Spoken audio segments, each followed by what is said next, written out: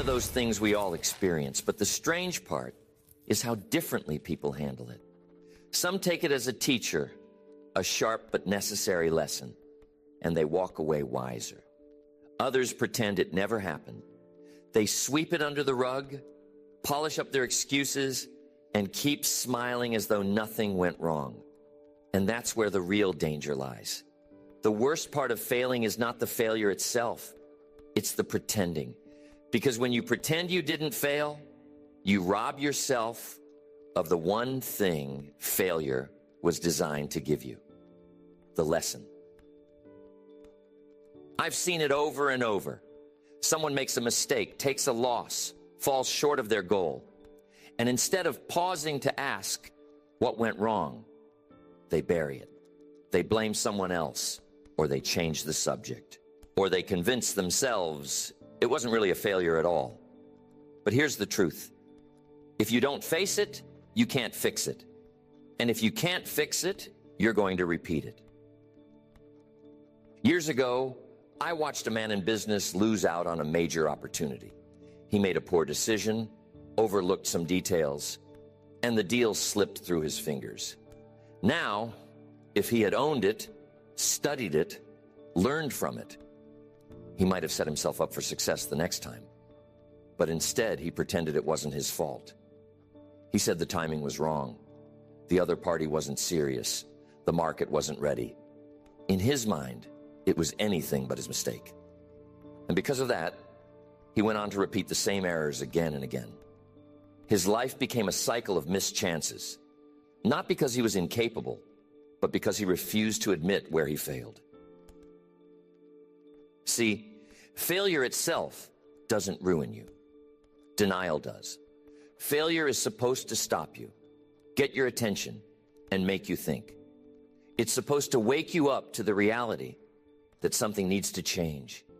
But when you cover it up, when you pretend it didn't happen, you trade honesty for image. You might save face for the moment, but you lose the future. Because the moment you start pretending, you cut yourself off from growth. I learned this lesson early in my career. There were times I made mistakes, sometimes small, sometimes costly. But the turning point was when Mr. Schoaf told me, don't smooth it over. Don't pretend. Admit it. Study it. Fix it. That little piece of advice changed the way I looked at every setback from then on. Because every time I was honest about failure, I walked away with clarity. And that clarity made me stronger, sharper, better prepared for the next opportunity. So here's the starting point. Failure itself is not final. It's not fatal.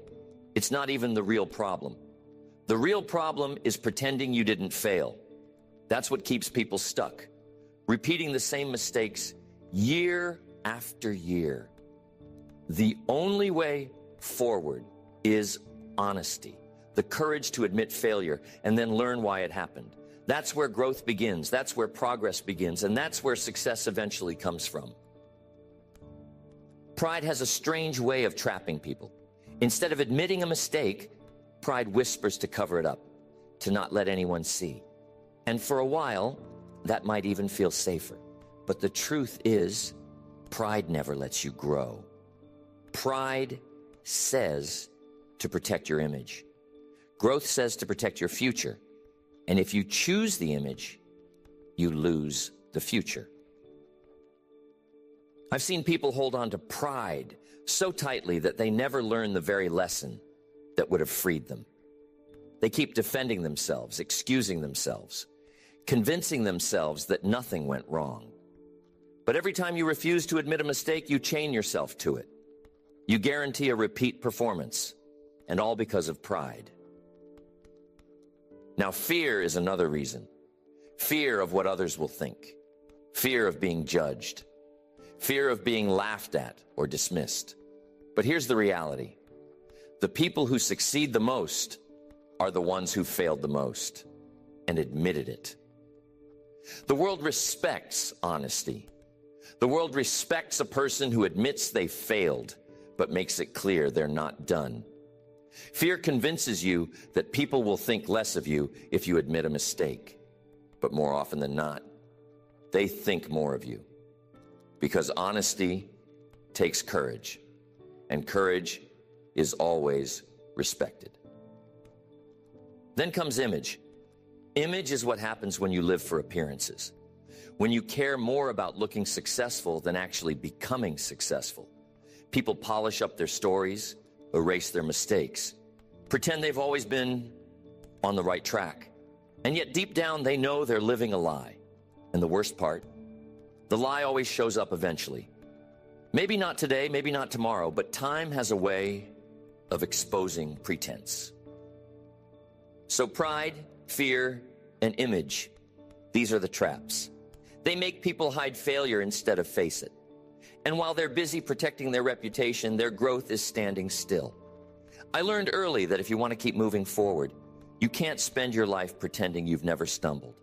The stumbling is part of the story. It's part of the education.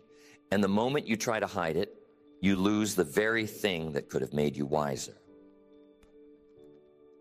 That's why I say, the worst part of failing isn't the failure itself. It's the pretending. Because when you pretend, you rob yourself of the only real gift failure has to give, the chance to become better. When you hide failure, you don't actually erase it. You just delay it. And the longer you delay it, the heavier it becomes. Pretending doesn't solve the problem. It compounds it.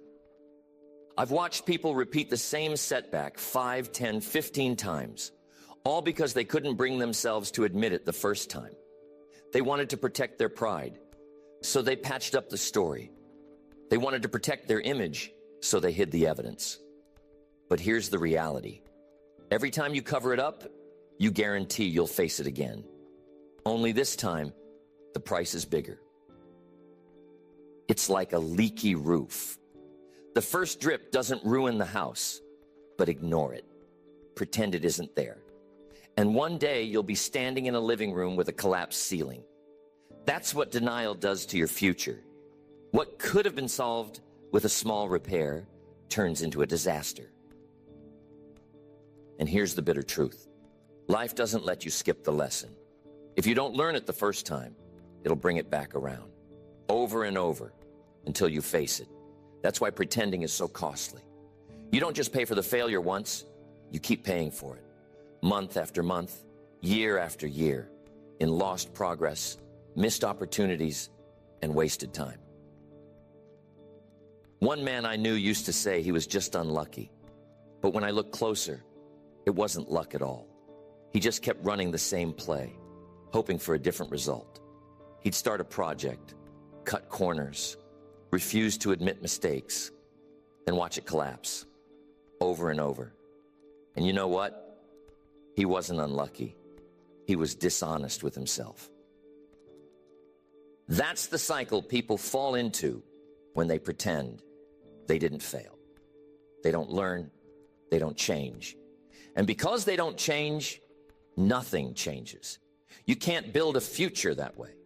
Not on denial, not on cover-ups. All you build is repetition. Same failures, just wearing different clothes. The cost of pretending is that you stay stuck where you are. And the longer you stay stuck, the harder it is to climb out. That's why the moment of honesty, the moment you admit the failure, is not weakness. It's freedom. It's the only way to break the loop and start writing a different story. There's something almost liberating about just saying it. I failed. Not covering it up. Not spinning the story. Not pointing fingers. Just owning it. Because the moment you admit it, the weight of the pretending is gone. And that weight is often heavier than the failure itself. I've seen people carry that burden for years. They spend so much energy trying to protect an image that they have nothing left to build a new reality. Denial keeps you stuck in the same place, replaying the same excuses.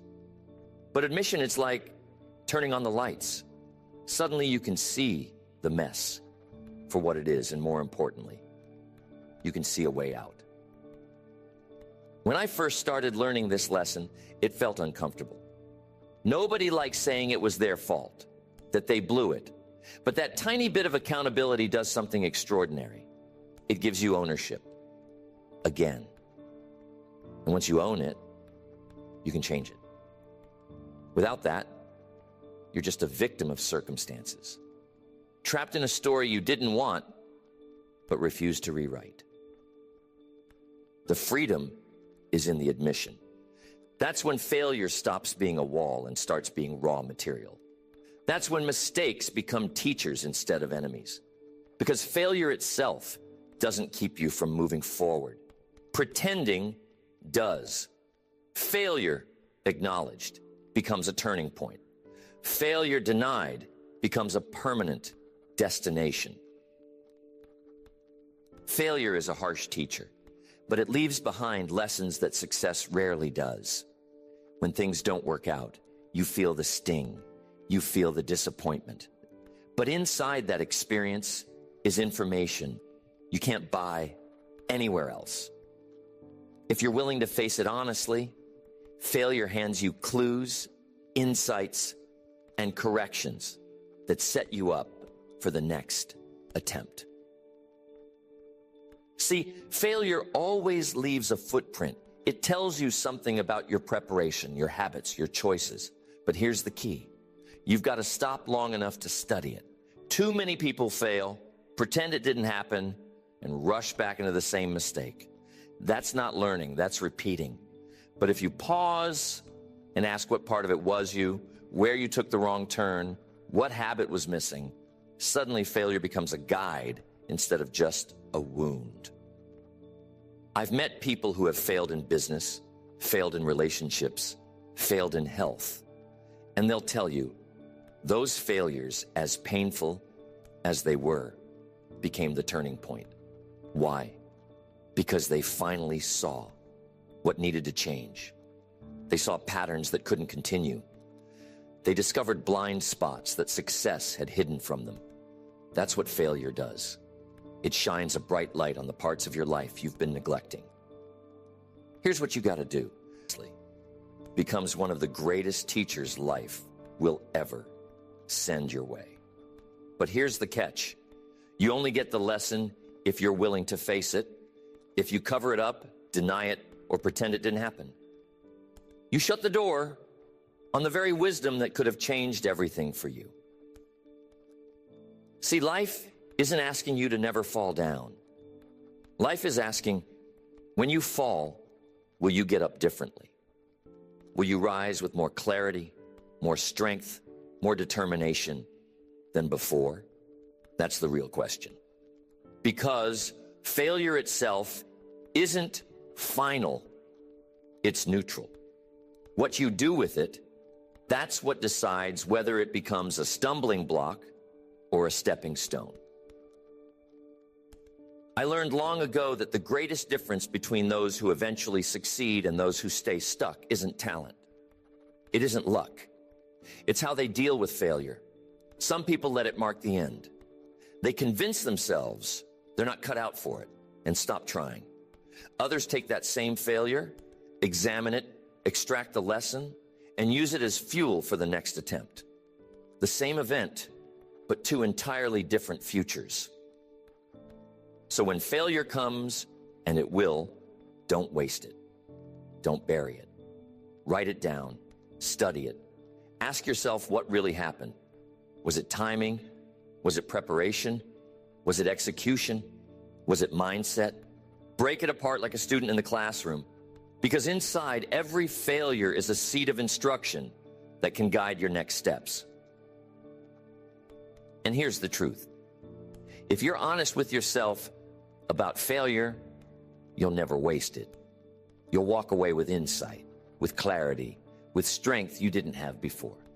And those are the very things that position you for your future success. But if you pretend it didn't happen, you guarantee you'll meet the same failure again, just in a different form. That's why I say the worst part of failing is pretending you didn't. Because failure, owned honestly, can shape your destiny. But failure denied, that will chain you to the same cycle again and again.